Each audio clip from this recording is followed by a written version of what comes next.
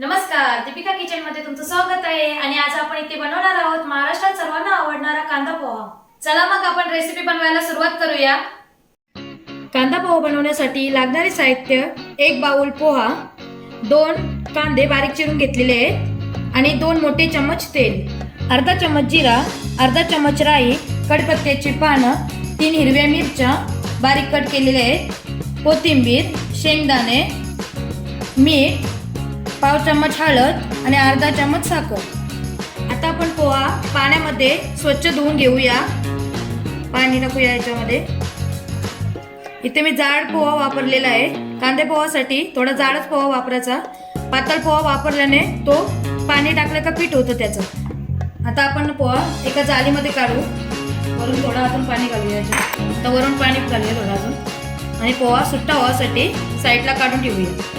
आता आपण पोहा सुट्टा होण्यासाठी साईडला करूया। तर आता आपण गॅस पेटवूया।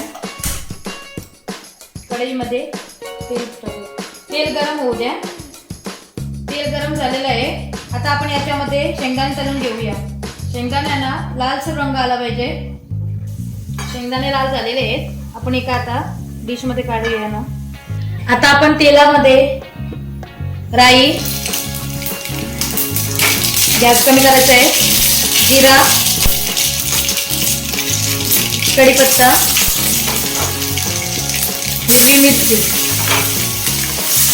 मिक्स करूया आपण। आता आपण कांदा टाकू। आपण आता सर्व मिक्स करू। कांद्याला सोनेरी रंग येईपर्यंत भाजून घ्यायचा आहे।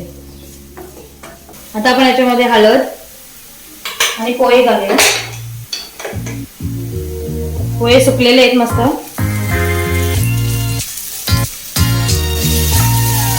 गॅस कमी करायचा आहे। आता वरून शेंगदाणे, याची साखर, चवीप्रमाणे मीठ।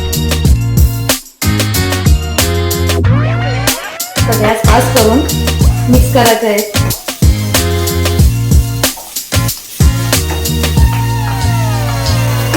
कांदा पोहा आपला रेडी झालेला आहे। आता आपण गॅस बंद करूया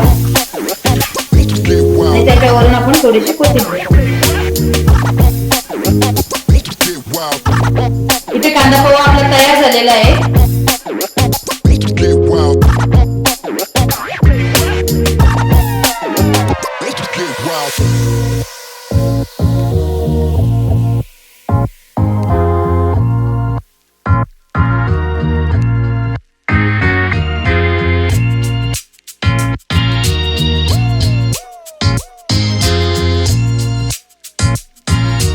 हा तयार झालेला आहे आपला नाश्ता कांदा पोहा।